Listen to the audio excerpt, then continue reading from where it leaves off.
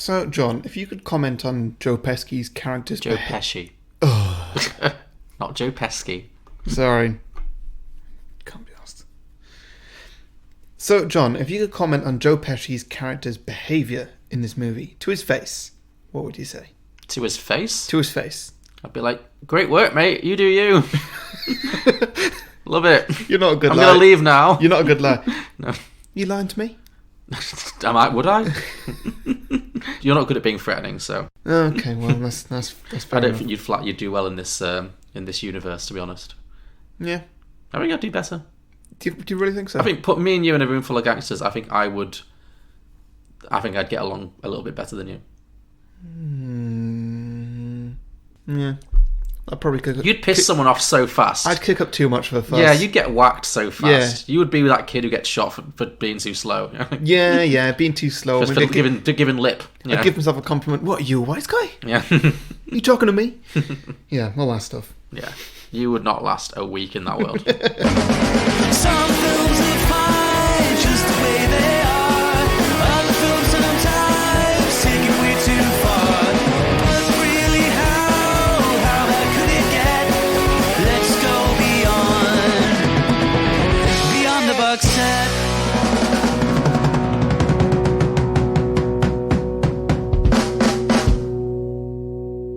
Welcome everybody to Beyond the Box Set, the podcast where today we are pitching prequels, sequels and spin-offs to Goodfellas, which could be fun, could be not, but this episode will be shorter than the film. I hope so, yes. We'll also be pitching some drinking games and hearing from my listeners with the submissions that they've posted on our Facebook and Twitter pages. But first, we're going to talk about some of our favourite moments from the film and do a bit of a plot summary. I'm Harry, the host with the most. Cool nicknames. Cool nicknames. What nicknames do you have? I have Chappers. Who calls you Chappers? School friends. School friends. All right, fine. Yeah. Harold. Harold. That's not a nickname. Oh, I guess it is, because you're not Harold on your birth certificate, are you? No. Okay, I guess that counts. Haz. My sister calls me Haz sometimes. All right, okay. Yeah. Chapstick. That's a personal favourite of mine. Who calls you Chapstick? No, it's mainly just a username, but whatever. Okay. Dare I ask on what? Nice lubricating, Oh. And joining me as always, the host who just gets called names, it's Dickface. Oh, thank you. You're welcome. Yeah, I tried to make Lucaside. No, I tried to make Lucaside. That sounds like my suicide. That's the way that anybody in your family goes. It's It's a Lucaside. Yeah. No, I tried to make I can't say it. I tried to make Lucasade happen when I was in school briefly, but no, it didn't take. Nobody wanted to call me that, so I had you don't force nicknames to happen.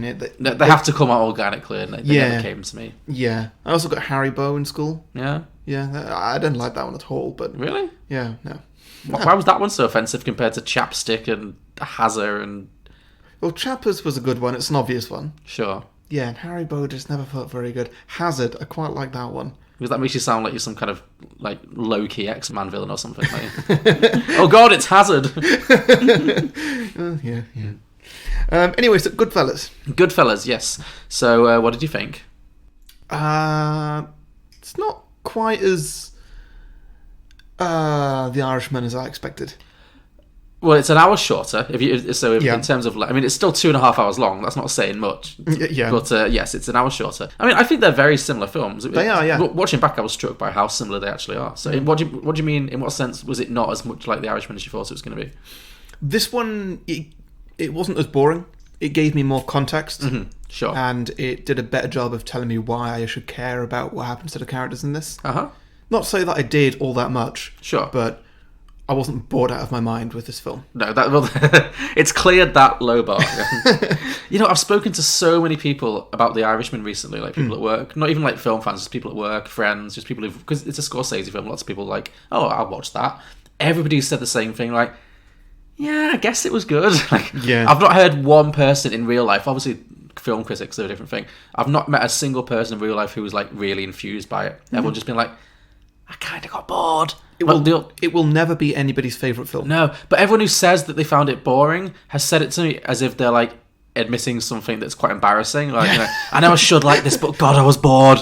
Like, maybe it was just boring. That's okay. Yeah, you can say it. Yeah. Just because he's a legend doesn't mean you can't make a boring film. Like, So yeah, I get what you mean. Yes, I think this is obviously a superior film. Like, and I did like The Irishman, ish. But yeah, I think this is definitely a very similar tale, obviously, but obviously earlier. And a lot of people say that this is Martin Scorsese's best film, or maybe his best gangster film. He's made like 6 gangster films.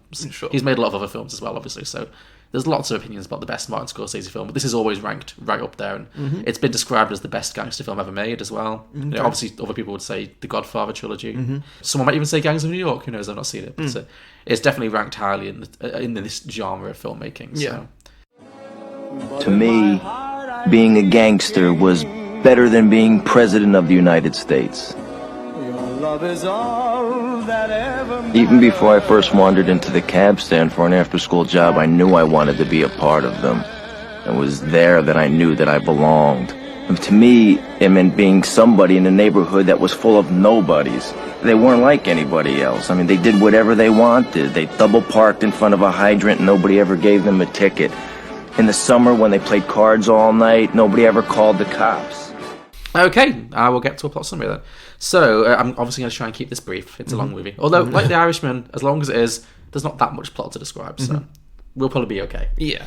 So, it basically tells the story of the rise and fall of well, I should start with, based on a real life case. It's based on a tell-all book called Wise Guys, which is about kind of, you know, gangster life, or a group of gangsters in Brooklyn from the 50s to the 90s, or whatever time span I think this is supposed to represent. But it tells the story of Henry Hill, who was a mobster who then became an informant at some point. Yeah. We have like a cold open kind of thing with him and the characters played by Joe Pesci and Robert De Niro. And the 3 of them have just murdered a guy, or so they think, and they are burying him out in the woods. Yeah. But they open the trunk and he's still alive, and he's banging on the boot of the car, and so Joe Pesci then stabs him ruthlessly, and then they bury him. So that's our cold open. We know Stab him loads, shoot him loads. And it instantly makes me think, oh, these guys are enjoying it. It's like if they wanted to kill him, they just shoot him once in the head. Yeah, I mean, it immediately tells you who they are. Yeah. Exactly. So it's a good opening. And then we kind of flash back to... It is weird how they're just wearing like regular suits, and then Joe Pesci just pulls out a full like saber. Yeah, where was he hiding that? Yeah. It's not a small knife; it is a large knife. Maybe they were planning to chop him up. Yeah, probably. Sure. You know, to kind of spread the remains. I don't know. Sure. I've never killed anyone. I don't know. I always think it when James Bond's when he's got like a gun in his inside jacket pocket. Sure. Like, okay, the gun's a little bit bulky, even a small gun. And then this saber, it was massive. You're right. You're absolutely right. Yeah. He should have had it on a holster on his belt. Maybe all like gangsters just have like when they get their bespoke suits made, they have like an inner pocket made in the lining purely for sabers, just running right down into the into the blazer. Yeah. Just don't bend down. That's a good point. Yeah, a nightmare when you need the toilet, but you know, lots of work-related injuries in the mobster world, I would say. But yeah, then we flash back. Well, we get a freeze frame, the first of many, which is when kind of Ray Liotta's character does voiceover in a very kind of Wonder Yearsy kind of way. He kind of flashes back to the 1950s and when he was a kid, and they kind of tell his story of him growing up in Brooklyn as kind of a half Italian, half Sicilian, I should say, and half Irish kid growing up in this kind of very gangster-dominated suburb of Brooklyn, I guess, and how he becomes involved with the local gangland people. Yeah. I did notice they found a kid who, they really did well with the casting, because they found a kid who had the exact same piercing eyes as Ray Liotta has. Yeah, they did. Because that's the first thing you notice about Ray Liotta is he has these incredible eyes, and that kid, they did well there, because that's a very distinctive feature. Yeah. I did enjoy how for the first half hour, maybe an hour of the film, he was playing a 21-year-old. Oh yeah, that was funny. Well, the bit that made me laugh was when Robert De Niro is first introduced, and the voiceover says he was only 28, 29, and it's Robert De Niro who's clearly, even at that point, like pushing 50. Like, come on. Yeah. I mean, I'm glad that they didn't have digital de-aging, because you know, I like laughing at stuff like that. I'd rather do that than be like, oh god, the CGI'd him to fuck. Like, so it's fine. Yeah. Somebody actually in the 90s that would have been rough. It would have been. I mean, if you'd done 90s, whatever CGI technology they had, it would have just been like a Paint. Yeah. Microsoft Paint's just a Robert De Niro's face just floating over him or something. Yeah. But yeah, I know what you mean. That is funny. But anyway, he becomes involved with the local Sicilian gang. He's kind of mentored by a character called Paulie Cicero, who's played by the great Paul Sorvino, who's really like an old school gangster. He's in like protection rackets and, you know, general mob violence, but not drugs. He's not into drug dealing, which I think really came in later on, but he's definitely of the old school. Yeah. And so this kid, Henry Hill, young Ray Liotta, he gets kind of inducted into this world. He starts making a lot of money. At a certain point, he gets arrested for selling stolen cigarettes on the street. And he gets tried and he gets away with it, I think. But that's when he learns the 2 golden rules of being a mobster, which kind of follow him through the film. And that is never rat on your friends and keep your mouth shut. Yeah. Which I would say is just the same rule, really. But, Yeah. sure. Yeah. Then he kind of grows up, becomes Ray Liotta. Which, like, when that happens, you're like, well, I know where this is going to end. Well, sure, yeah. Yeah. It sets out its stakes pretty early on. Yeah. But then he grows up, becomes Ray Liotta, obviously still in the mob, and his 2 closest associates are Jimmy Conway, who's played by Robert De Niro, who's kind of a quite calm character. He never really loses his rag, particularly. He's quite, but he's one of those cold but ruthless killers. Yeah. Like, he's not a live wire like Joe Pesci is, but you wouldn't fuck with him. Yeah. And then there's Joe Pesci, who plays Tommy DeVito, who is a complete loose cannon. Yeah. You know what? I was surprised that he didn't get killed off way earlier in the film. I know, he seemed like such a liability, right? Yeah. Like such a wild card. Yeah, you completely. would not... You wouldn't do business with him at all. Because you feel like you could say one thing wrong, even if you're his best friend, and he'll just shoot you in the face. Yeah. Well, I think everyone has, like, that one friend who's, like, a lot of fun until they go too far. But Joe Pesci is, like, that friend with a gun. Yeah. And no sense of consequence, basically. So, he's very charismatic. You know, he's very funny. As famously, the introduction scene establishes, he is funny. But yeah, because when to jump forward in time to near the end of the film, when he does get whacked, like, Robert De Niro is devastated. Like, it's the only time any character actually seems like they mourn a friend, you know. Because a lot of people get killed. This was some grade A terrible acting. I know, right? The crying wasn't great. His crying. I noticed that too. It was not good cry acting. Yeah. It was awful. I've not seen that bad cry acting for a very long time. I can't think of an example, but that was some of the worst. You make a good point, but we're not there yet. So I was just pushing forward to... Okay, well, I'm just saying this now while we're here. No, I agree with you. It was strange. He didn't do good. He's a good actor. Yeah, he's a really good actor, but he cannot cry for the life of him. Maybe he's just too hard to cry. Maybe it's just one of the things he can't do. It's not a thing I've seen him try to do in other films. Sure. So, he's what I think he can't do, and he's just put that to bed. Exactly. You know, Brad Pitt, great actor, can't do accents. Yeah. De Niro, can't cry. Yeah. We've all got our Achilles heel. Yeah, and that's fine. But my God, don't make him cry. Russell Crowe, don't make him sing. Yeah. But yes, so Joe Pesci is this character. And we are introduced to these characters, but particularly Joe Pesci, in what is maybe the most famous scene in the film. Certainly the one that I knew the best from just TV clips of, like, best scenes ever on TV and stuff. Do you think I'm funny? You think I'm funny. The you think I'm funny bit. Yeah. And that kind of sets the tone for his character for the whole film. Pretty much every scene he's in, he will get into a situation where there'll be some jokes, there'll be some banter, but he might kill you. And sometimes he does, sometimes he doesn't. Like, scary guys have around. Very, very scary guy. But Joe Pesci does it really, really well. Yeah, little but scary. I think that's his whole thing. Yeah. Really funny. Really funny. What do you mean I'm funny? It's funny, you know. It's a good story. It's funny. You're a funny guy. What do you mean? You mean the way I talk? What? It's just, you're just funny. It's the way you tell the story and everything. Funny how? I mean, what's funny about it? Tommy, no, you got it all wrong. Oh, Anthony. He's a big boy. He knows what he said. What'd you say? You're right. Funny how? What? Just, Yeah, so he's in with them on his, still rising up the ranks of... Now he's a very well-established mobster, basically. So he's making lots of money. He's very influential. He's very, very respected. And he's still only like 21, 22. Yeah. I mean, Ray Liotta's not, but the character is. He starts dating a Jewish girl from outside the mob kind of community called... His first date? His first date, yeah. Yeah, at age 42? At age 42. They don't say it's his first date ever, do it? I think it comes up. Oh, do they? So he's never dated anyone before? I think so. Okay, fair enough. So, but anyway... Or I think that's just the way that I interpreted it, maybe. Possibly. They don't show any love interest before this, but you're right, he is... You'd think he would have at least had a few flings. Who knows? But he starts dating this girl called Karen, played by Lorraine Bracco. And she's really not part of this world, because she's not Sicilian, so she doesn't really understand.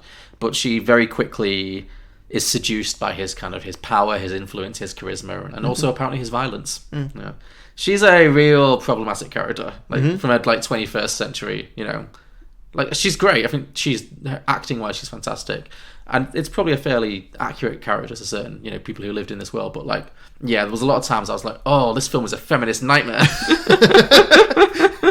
When she's like, oh, I'll be honest, I know he was really violent to me, but I was attracted to it. Like, I was like, oh, no. Yeah. This wouldn't fly in 2020. No. But anyway, I did enjoy... Yeah, it was a bit much, really, wasn't it? But a lot of people did have those kind of relationships, I don't think it was necessarily saying this is a really healthy relationship. And maybe still do. Probably do still do, yeah, absolutely. But anyway. it It really didn't sort of delve deeply enough into it to justify it. I would say the problem was it didn't give us an alternative female character who was more empowered. Every female character was basically this. Yeah. So yeah, that was the only thing I did notice. Yeah, but I did enjoy a lot of these early scenes of them when they're like dating and when they get married. Like this part of the film with her kind of acclimatizing to this world that she's not used to. I found maybe some of the funniest stuff in the film. Like the stuff with their wedding was really funny when there's like the huge line of people just giving them envelopes for cash. Yeah. And she's getting introduced to that's it, because this is when her voiceover comes in. Until this point, it's all been Ray Liotta voiceover, and then her voiceover comes in, and it is like, oh, I guess there's another protagonist, and you think, oh, I guess she's going to be like really significant, and well, maybe not it's not quite the two-hander it promises to be. No, not really. But I did enjoy her voiceovers in this bit when she's talking about how she's getting at the wedding introduced to everyone, and literally everyone's called Paulie. Yeah. All the women are called, what was it, Marie? Something like that, yeah. And all their kids are called Marie, and and the line of people just giving them envelopes full of cash. It was really funny. I like that a lot. This film has some good jokes. It is. It's pretty funny. It does. Like that one right at the start when they just go through all the different names that everyone's got. Yeah. Obviously the one that stands out to me and to most people is Jimmy Two Times. Oh yeah. Oh, I forgot about that. Yeah. Yeah, but it's like all these great names that he's come up with. Like, yeah, that's good. That's very funny. That is good writing right there. Yeah. I agree. Yeah. So they get married. And I guess over most of the middle of the film is Henry Hill has encounters with various side characters, most of whom end up dead. I'm not going to mention all of them now. But I guess the most important scene at this point in the film is when the three of them, Joe Pesci, Ray Liotta, Robert De Niro, they're in some bar somewhere, and some high-ranking gangster, a made man, which is like a proper mafioso person, starts like insulting Joe Pesci. And Joe Pesci kind of loses his shit, attacks him, ends up killing him. Yeah. And this is the guy who is in the cold open at the start, who is in the boot of the car, who they end up burying. Because this guy is what they call a made man, which is somebody who is fully inducted into the mafia. And apparently killing a made man without permission carries a death penalty. So the three of them then have to basically bury him out in the wilderness, hide the body, cover it up, and deny all knowledge of it, basically. This was the bit where I was like, finally, there's a bit of plot. Sure, yeah. It does meander. And it didn't really stick to this that much. Well, it paid off, but I know what you mean. It comes back at the end, because that's the reason Joe Pesci gets whacked later on. Yeah. But I know what you mean. It's not like, it's definitely not a traditionally narrative film. But I think, as we've established, maybe that's just not Scorsese's bag. No, certainly, yeah. Though that is what I like in a film. Sure, absolutely, and that's that's perfectly fine. I'm not there for much of a slice of life. Personally, I think that works better for TV. Sure. Even if it's like more higher class TV, like HBO or Netflix stuff. Sure. But yeah, I think that just because you've got more time to spread it out, and you can do a bigger or you can do a smaller plot in more time. Yeah. And I think that works pretty well. Yeah, I agree. But this is what this film does, so like it or lump it, that's what happens. Yeah. Anyway, so they kill this guy who's called Billy Bats. So they kill him, they bury him in the woods, but then they find out 6 months later that they've accidentally buried him on a future building site, so they're going to dig all that up. So then they have to go back and dig him up again, which was a funny scene. And also very heavy-handed symbolism with like the red smoke while they're digging. We get it, they're going to hell. But it was good. Like it really showed like the grim side of being a gangster, as opposed to the fun side. But like with the obvious smell of a 6-month-old corpse. So then the film continues to kind of meander along. Henry starts having an affair with another woman, as gangsters often do, I guess, in every film. Yeah. And Karen finds out and seemingly goes completely insane very quickly. Yeah. To the point where she wakes him up one morning and one night and holds a gun to his face after she finds out he's having an affair. Basically, their relationship is very, very destructive. It's very abusive. But she's still attracted to him though. She still just loves that violence. Just loves it. Yeah. And then after literally feeding a guy to some lions, which is a... Wait, did they actually do that? I thought they Oh no, they tried to. They threatened to feed a guy Yeah. to the lions. Yeah, they don't actually do it, but they hold a guy who owes them money over the side of a lion enclosure at some zoo. I guess. Yeah. And but after doing that, they finally the law catches up with them, and basically all of the main gangsters, DeNiro, Pesci, Liotta, and Paul Sorvino, they all go to jail. Mm-hmm. But it's kind of a mobster jail where they've paid off all the guards, and it seems quite cushy. Yeah. They're basically just cooking meals and just having a good time, and Like nice steaks, smoking cigars, drinking beer. It seems like a pretty good setup. But Yeah. they're in jail for an indeterminate number of years anyway. Like, to go from gangster life going to a jail like that'd probably actually be like a fairly nice holiday. Yeah, exactly. Of just like, hey, no one's about to come and kill us. Yeah. We're in charge here. We've got no responsibility. There's nice food. You'd stay, wouldn't you? Yeah. Yeah. You'd just be like, hey, Yeah. I'm fine. Yeah, I mean, Don't rush the bail. It's I'd rather not be in here for 4 years, but yeah. But I think that's the point. They've got privileges because they've got money and connections. So anyway, so they serve a few years in prison, and then when they get out, the gangster scene's kind of changed. The mob scene has kind of changed quite significantly. So now, rather than like racketeering in the old school way, now it's all about drug dealing, like cocaine and heroin and all that kind of stuff. Yeah. Pushing all those drugs is now the main source of income for the mob. So Paulie, the old mentor, the Paul Sorvino character, he wants to stay well out of all of that. He wants to stay an old school classic gangster because he doesn't want to get caught up in drugs, because he knows how much easier it is to go to jail for that. And because he has kind of taken Henry under his wing, he makes Henry swear to stay out, that he'll keep his nose clean as well. Yeah. And he'll stay out of all of that stuff and just stick to the old stuff. And Henry promises him, but immediately backtracks on that and becomes very heavily into cocaine, and both dealing and snorting. So he very quickly becomes a cocaine addict. Yeah. He's still with Karen, the Lorraine Bracco character, the wife, who has been cycling through a series of increasingly unflattering wigs as the film goes on. To showcase her sadness, I guess. pause right there. Okay. Wig Watch. Wig Watch. Well, we're gonna talk wigs. We can talk it now if you want. Wigs. It's one of my drinking games. But we can talk about it now if you'd rather. Yeah, my goodness. This is a Wig Gracious Watch classic. Yeah. I mean, it has a whole wig advert. Like that was the happiest I've been watching a film in a long time. When there was like Maury's wig shop. Yeah, that was yeah. amazing. But it's not just that. There's all the characters in this, and I was wondering halfway through, like, how many of these are just the actors wearing wigs to look like that character, or the character themselves needs to wear a wig? I agree. Because there were a few that, like, this is very obviously a wig, and it looks awful. You can see his real hair at the back. Yeah. Also, it was 1990, so this was filmed in like 1989, you'd presume. So this was the peak era of the mullet. So there might be a few, because I thought Joe Pesci for sure must have been wearing a wig. Yeah. But then before we started recording, I watched his Oscar clip. Unless he was also wearing a wig to the Oscars, he might have been. Same hair.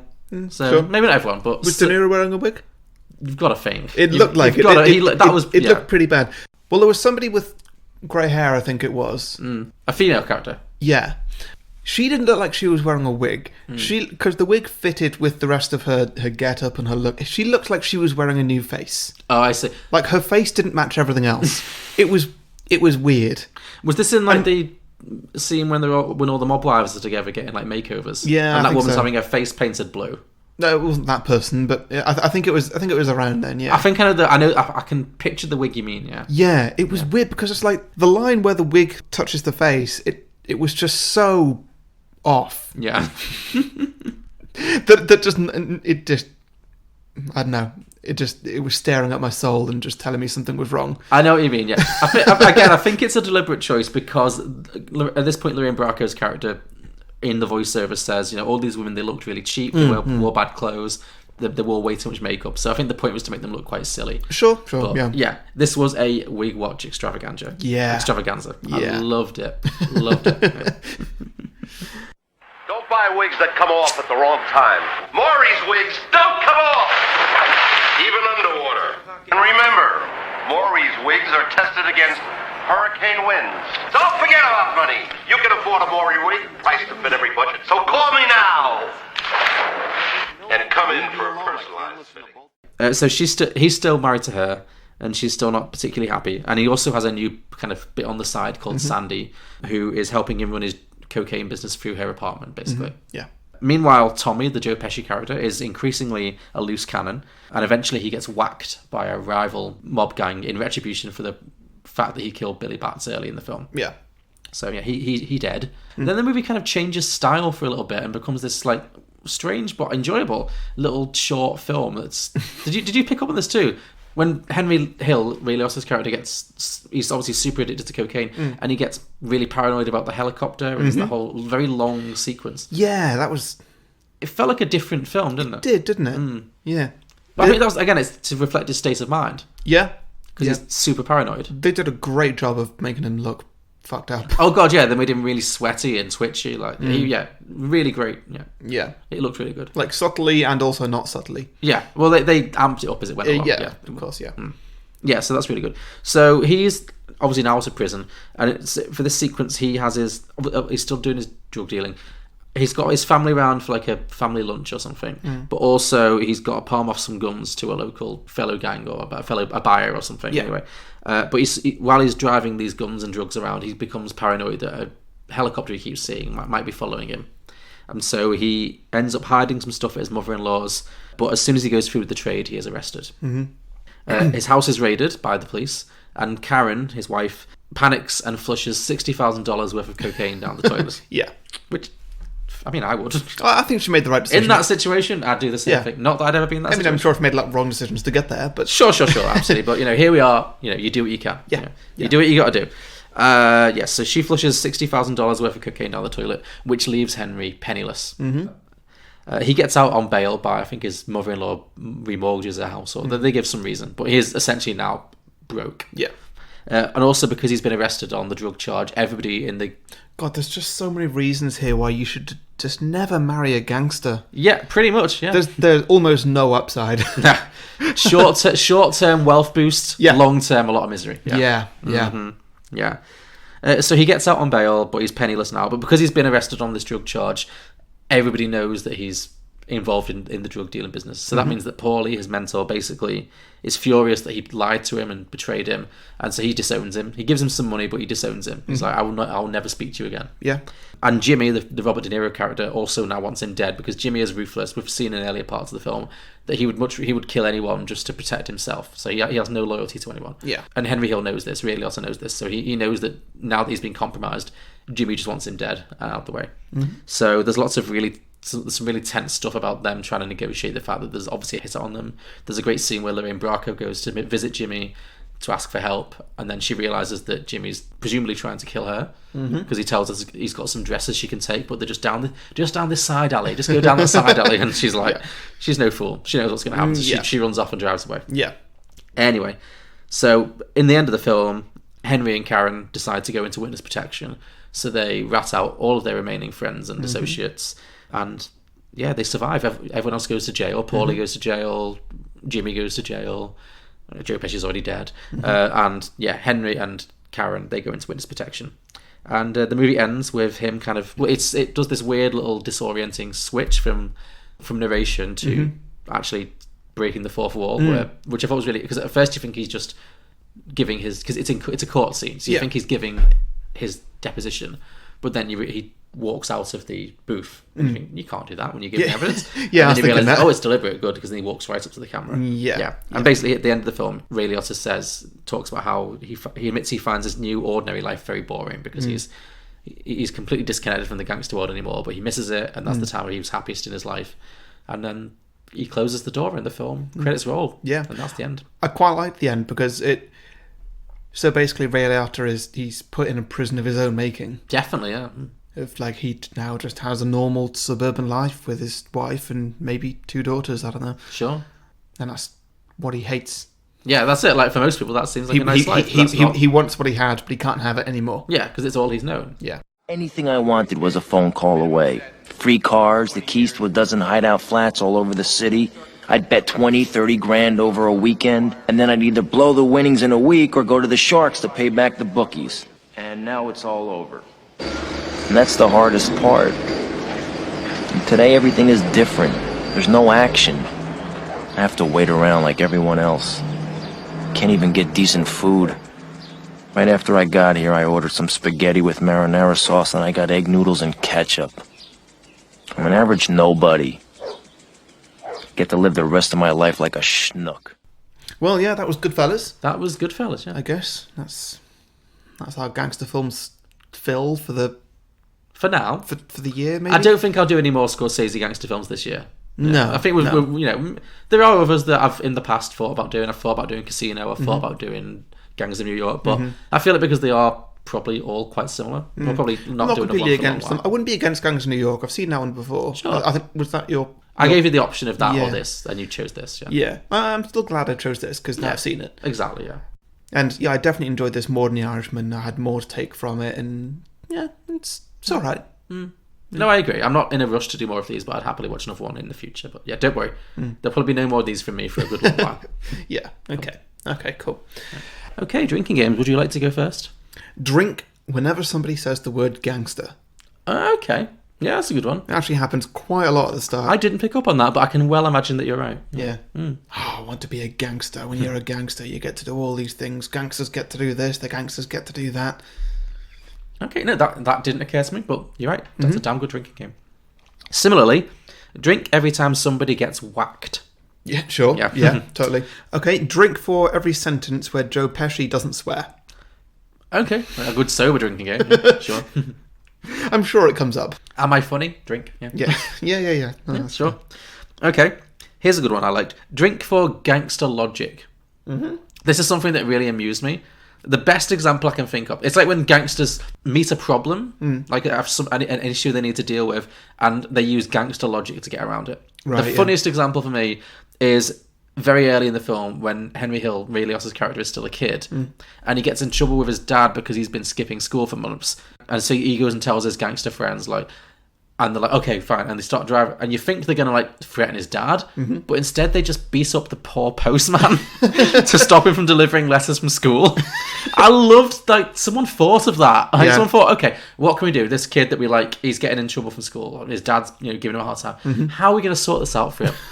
Let's just threaten to kill the postman. Yeah. I loved it. I Yep. loved the logic of it, the circular thinking. Yep. There are a few other ones, but that's the main one I could think of. It just really tickled me. Yeah. Yeah, true.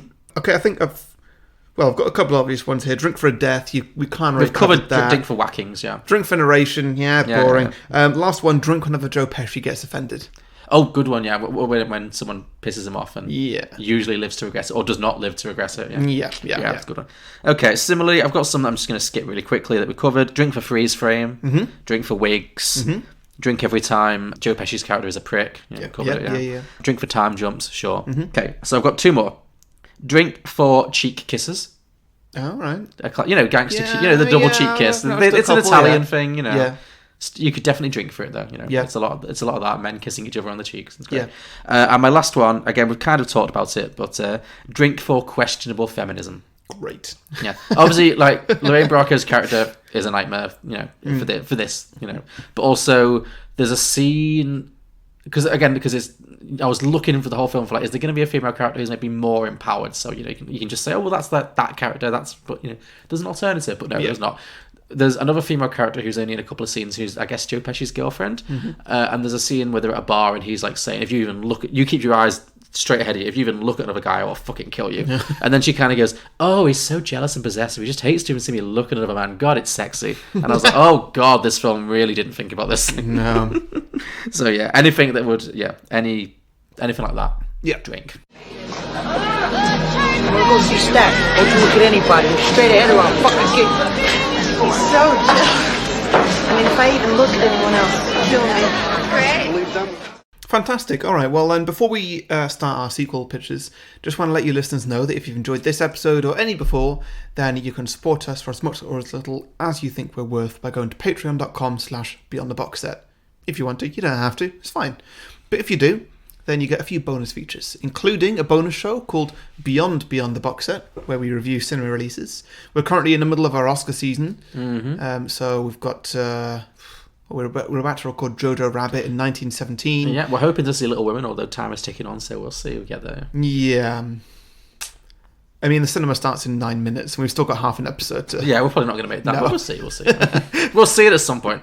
Either way, we're going to be reviewing every Best Picture nomination, a couple of acting ones as well, We'll do our best. And it's the Oscar season. It's the best time of year to be a Patreon subscriber of Beyond the Box Set. Sign up, get you listening.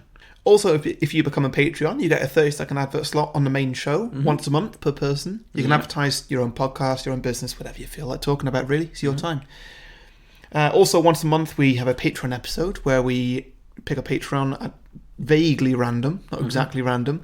And we make sure they all get their fair slot, Yeah. Everybody gets a chance. Yeah. And you get to pick an episode for us to do on the main show. You can join us if you want. You don't have to, but you can. You can Skype in, you can come in person. It's up to you. Also, you get access to our exclusive Facebook group, and also you get the extended versions of our main show episodes. Yeah. Extra extended plot summaries, more drinking games, more listener submissions, just lots more of us. But still tightly edited and a good show. We're not just giving you all the dreck. It's actually genuinely funny content that sometimes it pains me to cut, but it's got to be done. Yeah. Well, I've never listened, so. All that is available at patreon.com/beyondtheboxset. Let's see, Alex. What do you think of Jaws, which is at 97% Rotten Tomatoes? I find it to be anti-shark propaganda. What do you feel about the Entourage movie, which is at a meager 33%? I think they finally got Hollywood right. How about It Follows, 97%? Worse than your parents giving you the sex is evil talk. How do you feel about Juno, which is at 94%? That would be a movie that celebrates a teenage homewrecker. How about Bewitched at 25%? Best television adaptation ever put to film. How do you feel about American Hustle at a towering 93%? Overwrought awards bait. Righteous Kill, 19%. The movie that Michael Mann wishes he had made when he created Heat. Sounds about right. I'm Julio. I'm Alex, and we are the Contrarians. As you can tell, our thing is that we rage against the Rotten Tomatoes machine. Regardless of what we really feel. Find us on Apple Podcasts, SoundCloud, Stitcher, TuneIn, Facebook, Twitter, we're everywhere.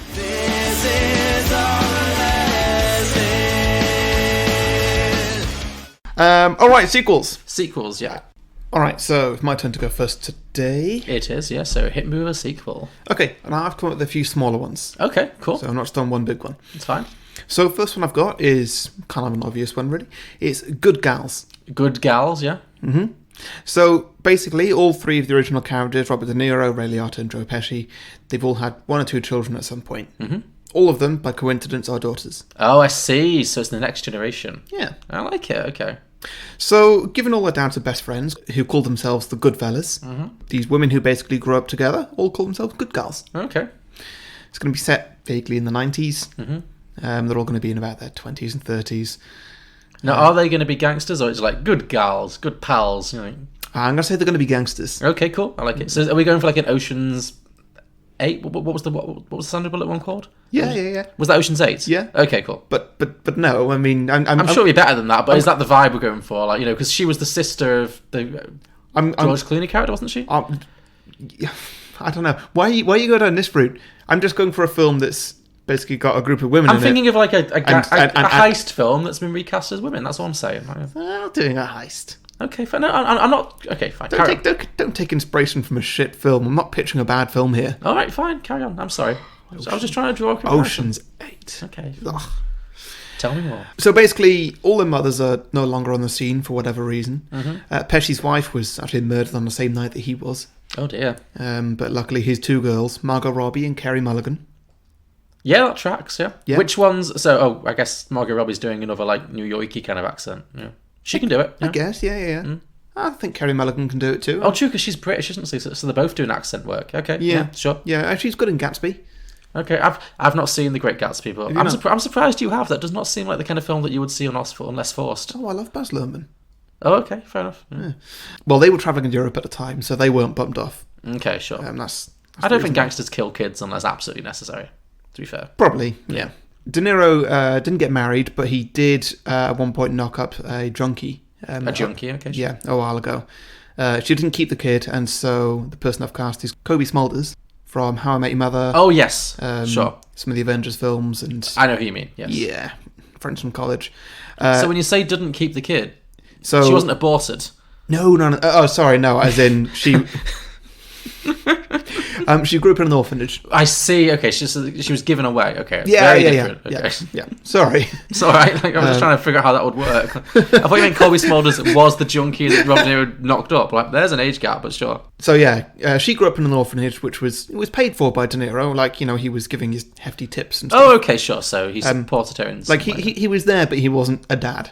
Okay, sure. Absentee father. Probably like a lot of gangsters. Which feels in keeping with his character in Goodfellas. 100%. Like, he didn't have a daughter to speak of, did he? No, not that we saw. We didn't see a lot of his private life, but yeah, sure. Yeah. I don't think he was a completely bad person, that he would ignore the fact that he had a daughter. No. But also, it didn't define him at all. No. There's a real sense of, honour in, like, the mobster community, where obviously they are criminals and they're murderers and they'll kill their friends, but there's a certain sense of there are certain things that you need to do. I would imagine, like, taking care of your kid would be among it, so yeah. Yeah. And so the only ones who did grow up with their parents were Ray Liotta's two kids. Oh yeah, he had two little girls, didn't he? Yeah. Okay. Who I've now cast as Gal Gadot and Mary Elizabeth Winstead. Interesting. I would be interested to see Gal Gadot attempting to do an accent. I feel like she's one of those for whom that's not in their wheelhouse. She's just Israeli. Yeah. But maybe. I've not seen her in the Fast and Furious films. I have no idea what accent she's doing. No. But I wouldn't be surprised if she's doing something else. I've not seen it either, but I know her from Wonder Woman, and I know her from Wreck-It Ralph 2. And in Wreck-It Ralph 2, I mean, it's not exactly a high acting class, but I did find her vocal performance in that film distracting, because it was just not. It's fine for her. She could have just been playing her character as being an Israeli cartoon character. That's fine, but yeah, I don't think voice work is really her friend. Put it that way. Sure.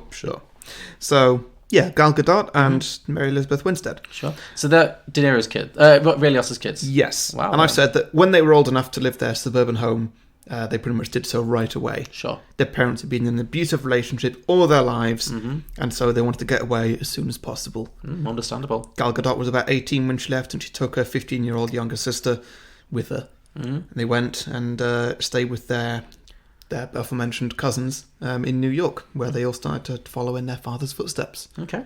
And they all just kind of form a bit of a gang together. So this is now so is there like a leader of this gang? Is there like a capo? I'd say probably Kobe Smulders, being slightly older than the rest, and she's De Niro's. Sure. Yeah, I kind of put her at the top, but... well, she's a little older as well, I guess, isn't she, than the rest of them, I think? Yeah, only about a couple of years. Sure, okay. Only about 2 years. Okay. But, yeah. So what does this... Is this a classic mob? Are they just doing classic mob stuff, or have they got their own specific kind of... I'm not too sure. I mean, you did say this is a small idea. So. Yeah, no, I've already got to where I finished it. It's just a pitch. That's the point. So you've got these female gangsters. Do you reckon they are a mob that's just involved in, like, racketeering, drug dealing, all that kind of stuff, or is it more like an Ocean's 8 kind of like heist situation where it's they get together for a specific crime? I'm not quite sure if they're heisting, but you know what? I think a deception sort of thing could definitely work. Where they're definitely playing to. They're pretending to be helpless women at different times, and maybe a couple of them get married into a mob just to kind of infiltrate a little bit, that sort of thing. Yeah, sure. So they become mob wives. Yeah, sort of thing. But they're a lot smarter than the characters we see in Goodfellas. Sure. Yeah. So they're using their femininity to manipulate the system. Yeah, that could be fun. What's your next one? Okay, my next one is called Good Boy. It's not a dog. And it's a remake with the same cast, apart from everyone is a dog. Everyone's a dog. Oh, yeah. Okay. However, when it comes to the scene with the painting, instead of 2 dogs on a boat, it's 2 humans. The scene with the paint. Oh, yeah, we didn't talk about that. With Joe Pesci's mum, when she's got that really hilarious painting of the 2 dogs on the boat. Yeah. That's great. Yeah. And so it's 2 humans who have their backs to each other, and arms folded as though they've just had a fight. Right. Answering a question posed in the film, why they're facing different ways.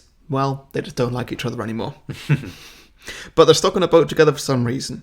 The whole thing is a metaphor for Martin Scorsese and comic book films. They're both stuck making the same unoriginal things, which all seem boring and the same to each other's fans. And also, they don't mesh very well, so they don't talk to each other. Okay, I see we did a little bit of social commentary there. I like it. I would love... That's it, all I've done. Okay, no, I actually really like that. You thought I wasn't going to bring it up? I brought it up. Sure. No, I really like the idea of a full gangster movie, a full gritty, with murders and hits and, prostitutes and side women and drug dealing, but it's dogs. In the style of Isle of Dogs, maybe? Maybe it's stop motion, or maybe it's animation, or CGI, who knows. But I would love it if they really went 100% in on that, because just the idea that dogs have their own like gang communities, it could really work. It could be very funny. And if you just played it straight, I think it'd be even funnier. You know, not just like wink, wink, nudge, nudge, but the dogs. Like just really play it straight. Yeah, I think I would really like to see that. My idea here, I've got it, is the same cast. Yeah, same cast doing the voice work. Yeah, because they're all alive. Yeah, exactly. Yeah, like imagine the "Am I funny to you" scene, but like Joe Pesci is a fucking poodle or something. Lasso Apso or something. Yeah, exactly. It's hilarious. Yeah. No, I really like that. Okay, and my last one I've got here, he's just called Goodfella. Goodfella, okay. Robert De Niro is 21. Okay, are we using de-aging or are we using... Of course. Okay. He still lives with his parents. Sure. Played by Marlon Brando and Bette Davis. They are dead. Well, not anymore in this film. They are brought back. Using the magic of Scorsese's CGI. I feel like modern filmmaking technology has really ruined the the concept of our podcast. Yeah, like the whole point. Like, that was the challenge when we started this podcast. Was actors have to be the same age, and you can't use people who are dead. And basically, Hollywood has broken the rules for us. I've kind of made an exception on this one just because of The Irishman. Sure, go ahead. Fine. Yeah, yeah, that's fair enough. And it kind of happens in this as well. You know, when Ray Liotta's playing a 21-year-old. Sure. No, I get it, yeah. I'm just taking it to the extreme. And when Robert De Niro is playing a 28-year-old at the age of like 50. Well, sure. Yeah. So, Marlon Brando and Bette Davis, they live in an abusive relationship towards each other. And, of course they are. And imagine that marriage, Jesus. And also towards their 21-year-old son, Robert De Niro. Uh-huh. Robert De Niro, he works in a barbershop. Sorry, just to go back. Yeah. Is this Robert De Niro as the same character he plays in... Yes. In Goodfellas? Sorry, it's just his younger days. This is a prequel, yes. I see, okay, fine. Sorry, no, carry on.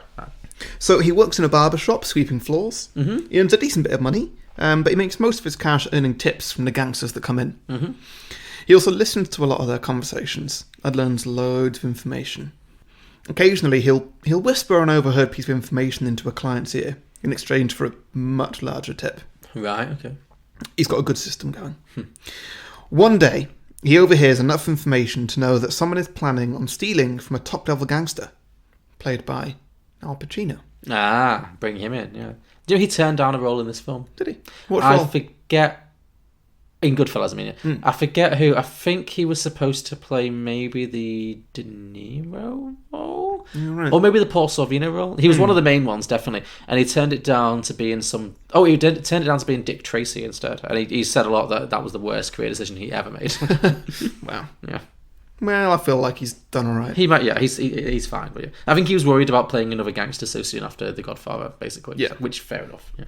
So when Al Pacino comes in... Now, by the way, I'm imagining Al Pacino as like a 50-year-old, like top-level gangster. Sure, yeah. And Robert De Niro is a 21-year-old, like, bottom-rung gangster at this point. I just really found that big difference between the two of them quite funny. When Robert De Niro reports this to Al Pacino, he gets his big tip. And then Al Pacino turns around to him and says, "Learn something here, boy. This is how we deal with thieves and rats." And so when De Niro gets home that night, his mum is in tears. De Niro's dad was a bit short on cash and heard that he could make a quick buck by stealing from the mob, but somebody ratted him out before he could pull it off, and the mob slit his throat. Oh, yikes. So basically, Robert De Niro unknowingly ratted out his own dad. Oh, okay. And is that why he's like a bit of a psychopath in this film? Because he's racked with guilt? De Niro obviously feels terrible about this, and when he comes clean to his mum, she tells him two things. One, that she never wants to speak to him again. Fair. And two, that Al Pacino always hunts rats, even people who rat out his enemies. So he has to run. Oh, so even though he's... Oh, that's interesting. Okay, so even though he's like done Al Pacino a favour, he's proven himself to be untrustworthy, and so he needs to get out of Dodge straight away. So then does he like flee to Brooklyn and then become a new gangster under a new identity? Is that the whole thing? That's the sort of thing I'm thinking. Yeah, that's interesting. But I'm not sure if there's a lot if there's a lot more going on there with like a cat and mouse relationship between Al Pacino and Robert De Niro. Well, it would make sense that he doesn't trust anyone. Like, of all the characters in this film, of the original Goodfellas, I mean, Robert De Niro's character is the most ruthless. Well, like, he will kill his own friends. Like, he will, him and Ray Liotta are friends for decades, over the course of the film. But at the end, he has no remorse. He doesn't show any remorse about potentially murdering him. So it's, I guess he's learned early on to like trust no one. Just look out for number one. Just kill anyone to stay alive. So, no, I think that could be a really interesting little character study. I like it. Yeah. Yeah. Yeah, I think that'd be a good little prequel. They were all three very good ideas. I would watch any one of those. So, Yeah. yeah. I definitely prefer the last one. I think it's... I mean, that's the one that's got the most meat on the bones. Yeah, the last one's actually a good idea. The dog one, good bit of silly fun. The first two were like funny concepts that, maybe you could flesh out, but that last one was really interesting, Yeah. Good stuff. Thank you. Dive in? Yeah, that's all. Great, okay. I'll get to mine. I've just got the one this week. So my one is similar in a way to your first idea, but I've gone on my own direction on it. It's based on the fact that this film, as amazing as it is in many ways, definitely has a woman problem. Yeah. It doesn't show a lot of very positive representations of women. So it's actually based on a character from Goodfellas, but a very minor one that you might not have noticed that much. Although I have mentioned it a couple of times, so maybe now you know it. So this sequel, or sidequel, I would say, this sidequel concerns a very minor character in the original Goodfellas movie who's called Rosie. Okay. Now, I'm sure you don't recognise that name. Or do you? No. Rosie, I only knew it from looking up on IMDb the credits, what she was character. I don't think her name was ever mentioned. Sure. Rosie is the lady who, in the scene when Karen is at the kind of beauty parlour with all the mob wives, she's the one who's like rubbing like lotion to Karen's arms and doing her nails and stuff. Like she is, and she's the one who then crops up later as Joe Pesci's girlfriend. Right, the one who says, "Oh, he's so jealous, but I'm so attracted to her. It's so horny to me." So yeah. This film's all about her. And I'm thinking that it's kind of similar to the original Goodfellas movie. This film's going to concern her relationship with Joe Pesci and how they meet, how they get, initially at least anyway. Yeah. She's going to be the main voice. I think it could potentially split between her and Joe Pesci, but I'm thinking she's going to be, if you think of it being filmed in the same style as the original, she's the main voiceover. She's going to be explaining like her life story while we see the scenes that happen. Yeah, so this is Rosie from Brooklyn, a good Sicilian girl. Probably a lot of her family and relations and friends are involved in this gangster world because that's that's just the community she's grown up in. So it's going to start off with her meeting a very young Joe Pesci as a young boy. And becoming involved with him, starting dating him. Now, I was wondering, who would you think... I mean, not for a little kid. I mean, we might start with some kid scenes, but when we get to, like, young adulthood, because we are shooting this in 2020, theoretically, who could you think of who could play, like, who now is maybe in their 20s or maybe 30s, even pushing 40, you could, de-age, but not Joe Pesci's age. Who would you cast as, like, a young Joe Pesci? Can you think of anyone? He's quite a distinct character type, like as an actor. Like. A bit short and sort of wiry. Short, wiry, scary. Like intimidating, but not like. I've forgotten his name, but he played the Joker on Gotham. I've cast him before. That's a great Robin Sachs. Maybe. No, it is. Yeah. Robin Sachs. I think he's called. Good shout. Yeah. Let's go with him. Cool. That's perfect because I think he's a good one. He's physically, quite small, but he definitely is able to project. Yeah. Yeah. That's perfect. So she starts dating. The point is that he's playing a young Joe Pesci. So they start dating at a young age, and we can also maybe follow him as he starts as a young lad, again growing up in this Sicilian community, and he becomes involved in the local mob scene, etc. Yeah. Maybe even from childhood. I'd imagine he probably has a very troubled childhood. Maybe his dad's in the mob and his dad gets whacked early on. So, similar to the one you just told, like, so he has to deal with all of that stuff.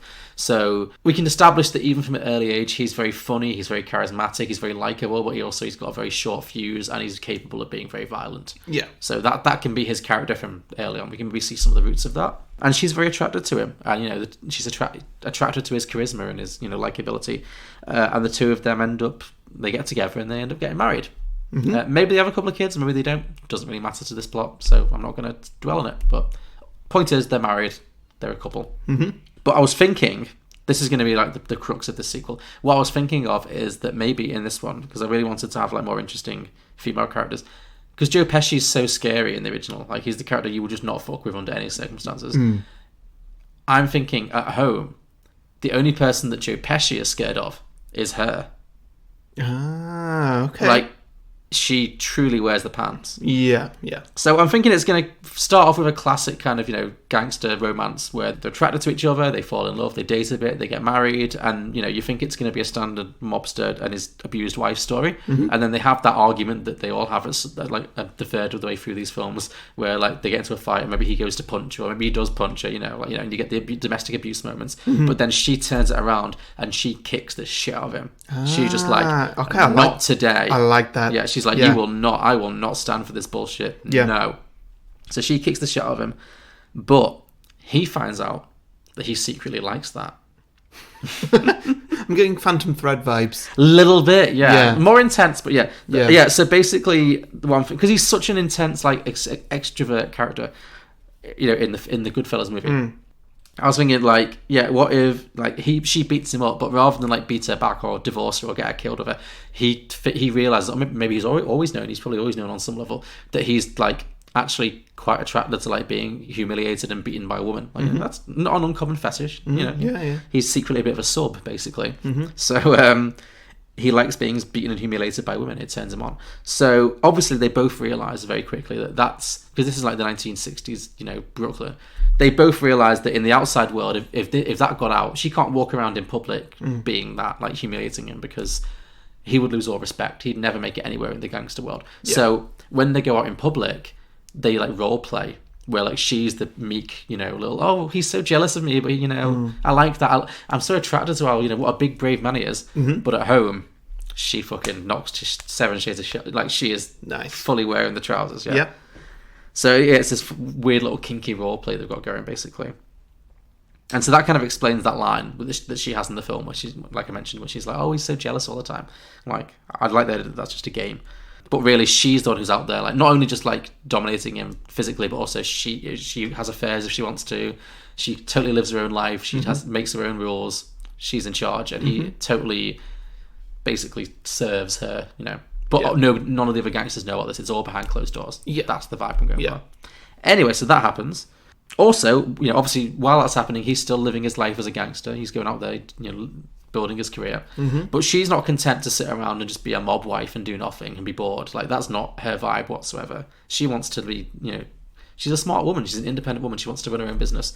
So, using the money that he's making from his, you know, gangster activities, she sets up her own beauty parlor. Okay. Yeah, because, you know, the main scene that we see her in the main film is when she's doing she's part of that mob wives makeover squad. Yeah. So I think maybe she's like a beautician or a wannabe beautician. So she sets up a beauty parlor exclusively catering to the mob wife market. Okay. So all gangsters' wives go to this one beauty parlor in Brooklyn, and there's probably enough of them to run a fairly good business, you know. So she's like the main beautician. So it's all, we're gonna have a great montage of her running this setting up and running this fabulous beauty parlor, and it's all gonna be like that scene. It's gonna be giant perms, like long acrylic nails, and just, you know, mob glamour, basically. Yeah. I think that'd be a lot of fun. Wigs everywhere, you know, and, you know, caked in makeup, you know, everything. However, just as the business is starting to like really take off, and it does really well, all the mob wives flock to it, and she's very successful.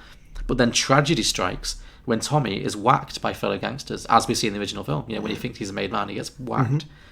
So he's now been whacked. So she's a widow, and like many mob widows, this leaves her with mounting debts, and business starts to slow down, and she's in kind of dire straits. So the only thing that she can do, she's determined not to sell the business. She really wants to keep it going, but she can't afford to hire from within her own community anymore, because a lot of the mob wives are kind of avoiding her because her husband's been whacked, so that means she's a bit of a pariah.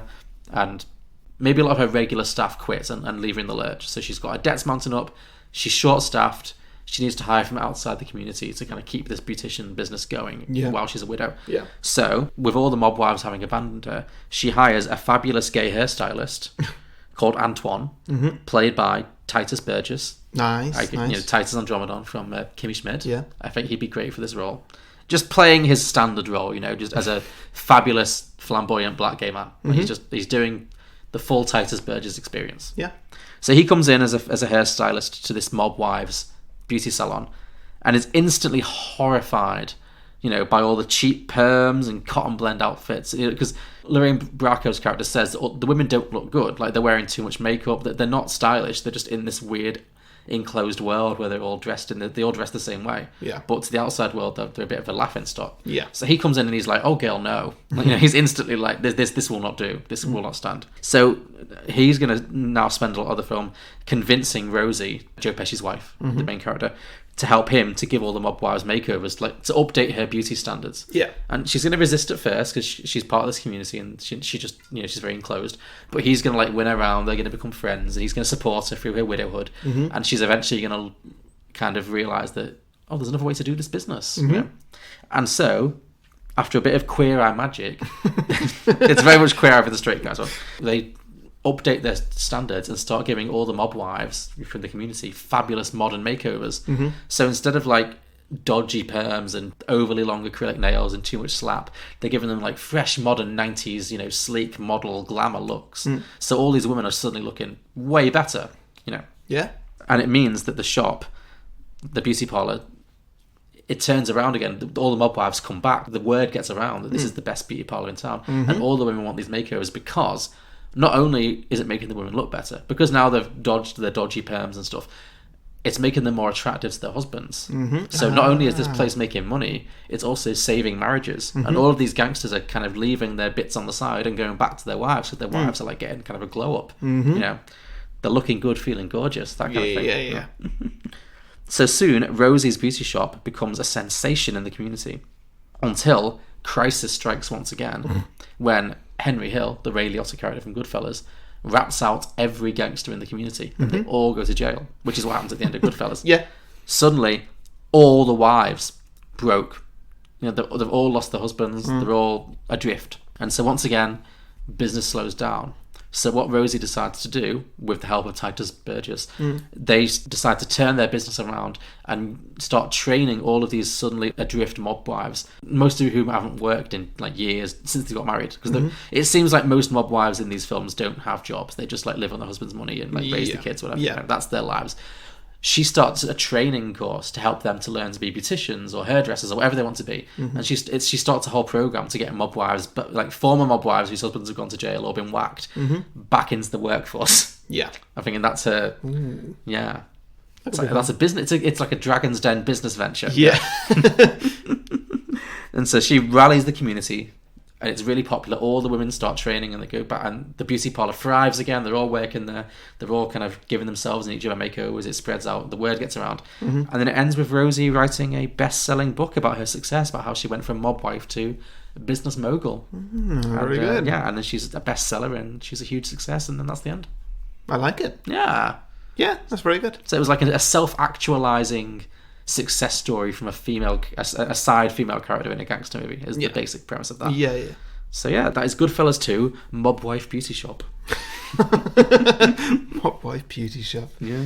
Fantastic. You took that in a very you way. I know. Well, and well done for it, though. Yeah, I was I was rushing to do a sequel. I was like, we were a bit late this week. It doesn't come across as rushed. No. I think it worked out, but like, I've been very busy this week, so I had to do it at the last minute, and so I was really struggling. Like, you were ready to go, and I was like, I need an idea, and it just came to me. And then as soon as I had like the premise, it was like, got it, and it just came to me. Sometimes just the floodgates open. Oh yeah. It's always nice when that happens. Yeah, that's great. Very good. Thank you. Lovely. Listener submissions. Yes. That's where we're at. Okay, so first listener submission I have of the evening is from Jacob Gallant, who says, some fellas that were just okay, I guess. Yeah. Well, okay, fellas? Okay, fellas. Sure, yeah. Sounds good to me. Phil Bette says, good gals. Good gals? Oh, similar to your idea. Yeah. And it would be a sidequel showing us the movie from the wives' point of view. Yeah. I think that's definitely a good angle to take, yeah. Yeah, definitely. Drew Mancini says, great fellas, followed by the greatest fellas for his third and final instalment. And then Jordan Orr has commented, best fellas, surely. Best fellas, yeah. Yeah. You go good fellas, great fellas, best fellas. Now, are they the same fellas? Or is it just going to go from like Pesci, De Niro, Liotta to like Hemsworth, Pine, Evans? Maybe a transition. Are they all Chris? Yeah, that's is it going to be like increasingly better like trios? Yeah, that works. Yeah, I like that. Yeah. Brian Babcock says Marvel's The Goodfellas. Oh, I dread to think. I mean, it's inevitable, but I dread to think. Yeah. And finally, Rocco McDrose says Joe Pesci is licked by cats and brought back to life as Catman, which sounds to me like the plot of the Halle Berry Catwoman film. Yeah, I was thinking, like, what's the connection to Joe Pesci there? Is there one? Well, because he was dead at the end of this film. Well, sure, yeah. Is that all? Okay, so is that the only connection? He's licked by cats and he's brought back to life, and now he is a Catman. I mean, I'm on board. Sure. Yeah. I don't feel like cat is the animal. I feel like he's more of like a small dog. Yeah, sure. Like he's like, you get too close, he's going to bite you. Yeah. Yeah. Yeah, sure. I'm here for that. Is that everything? Yeah, that was all. Cool. Okay. I have some as well, obviously. Joe Herman said, even better fellas. Fantastic, yes. Nathan Rabin said, what if they ran a casino? Which is obviously, I guess, as we mentioned, the next Scorsese gangster film. Dan Lebrecq said, Gumars, a story of mafia mistresses. Gumars is the word, it's an Italian word for like a mobster's bit on the side. So his wife is his wife, and his mistress would be his Gumar. Again, it's all in The Sopranos. Yeah. Vincent DePaul says, title card announces that everybody has died. 2.5 hours of black screen, then credits. I guess that's because they're all super old now, I guess. Yeah. Will Buckingham said, Goodfellas 2, these are actually really bad fellas. So I guess it's people who like mistakenly took this film as like an aspirational thing. Like just, no, you're not supposed to think this is a good story. Well, I mean, it is a good story. You're not supposed to think that this is like aspirational. Yeah. Catherine Wadsworth said, for the love of God, please not the original cast with de-aging CGI. Got some bad news for you, Catherine. Yeah. Brian Markowski said, this might be my favourite. Brian Markowski said, good fellowship of the ring. The gang is back and ready to take on new territory, specifically Middle-earth, when they make the hobbits an offer they cannot refuse. Nice. Yeah. This one guy, he took his ring all the way to Mount Doom. Out of respect. Adam Corsara said, too good, two fellas. Yeah, classic. Yeah, I got 1 or 2 of them. Julie DeCina said, it's just a jailhouse cooking show with Paulie slicing the garlic even thinner. I did like that scene. That would have taken forever. Yeah. But, it would have tasted divine. So yeah, sure. I like the idea of like a jailhouse cooking show by gangsters. Yeah. Over on Twitter, the Contrarians, at Contrarian Pram, who, by the way, just celebrated their 100th episode, so congratulations, guys. Oh, well done to them. Check them out, they're amazing. I listened to their 99th. Oh, did you? Great. Well, it was Avengers Endgame, so... Sure. Yeah. Kind of had to. You know what, actually? I listened to that. I think that was probably the best Endgame podcast I've actually heard. Amazing. And I've obviously listened to quite a few. Sure. They were on it. They're a good podcast. They're a good podcast. So check them out. They put in a good amount of effort. They do. So, at Contrarian Prime said... Bored out of his mind, Henry Hill, the Ray Liotta character, uses the money from his tell-all memoir to sell a new racket, slowly corrupting people within the witness protection program. Nobody's really into it, and a lack of commitment means they're all just so-so fellas. So-so fellas. Yeah. Average fellas. Yeah. Simon, the Depressed Movie fan, at Depressed Movie, said, Henry Hill, under a new identity, begins a new life as the #1 knitwear magnate in the US. But his newfound influence, and his face all over the knitwear business papers, attracts some familiar unwanted attention in Snood Fellas. Snood? Yeah. Academy Queens, at Academy Queens, said Lorraine Bracco, the movie. So I guess that's the wife's perspective. Yeah. And finally, Colby Mack, at Colby Told Me, said, man, so this is how DeNiro and Pesci were supposed to look in The Irishman. Which, yeah. I definitely thought that. Just like, okay, they don't just look younger, their faces look a different shape. Yeah, because that's actually what they look like. In The Irishman, they didn't look a different shape. Well, that's it, because most people when they get older, their face, they gain weight and their faces fill out, which the CGI can't really deal with. It can smooth it, but it can't. Whereas in these films, they're both like skinny, which is why. So yeah.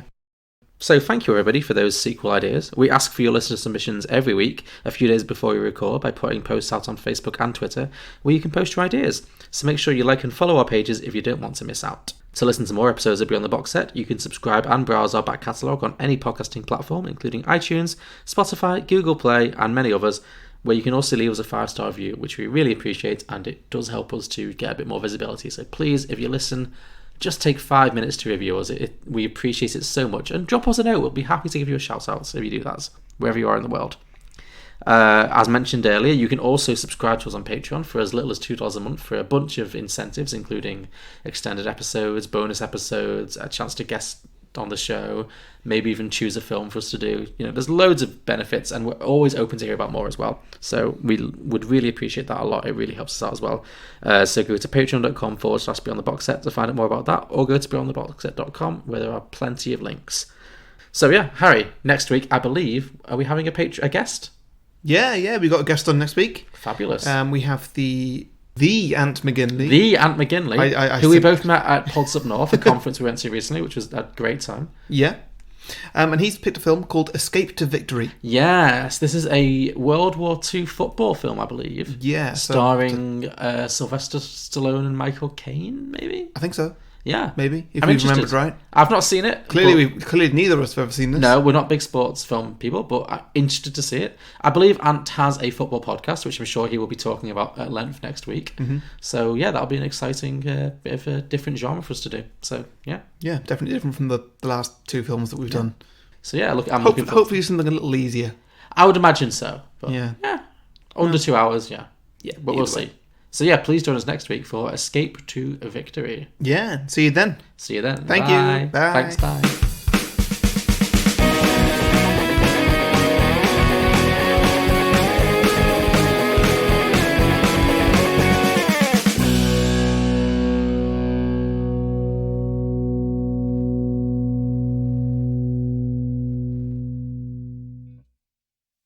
How the fuck am I funny? What the fuck is so funny about me? Tell me. Tell me what's funny.